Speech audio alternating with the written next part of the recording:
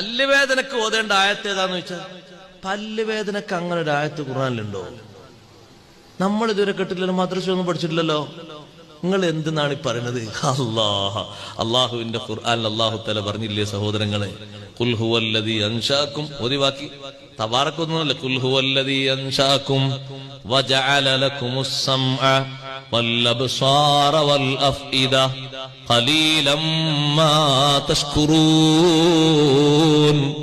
പല്ലുവേദനയുള്ളയിടത്ത് വിരല് വെച്ച് 7 പ്രാവശ്യം ഈ ആയത്ത് ഓതിയാല് പല്ലുവേദനക്ക് ശമനമുണ്ടാകുമെന്ന് പഠിപ്പിച്ചത് സയ്യിദുനാ മുഹമ്മദുർ റസൂലുള്ളാഹി സ്വല്ലല്ലാഹു അലൈഹി വസല്ലം തങ്ങളാ പഠിപ്പിച്ചത്.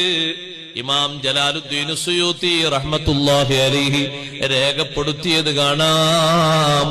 ഇമാം ഖുർത്തുബി റഹ്മത്തുള്ളാഹി അലൈഹി രേഖപ്പെടുത്തിയത് കാണാം.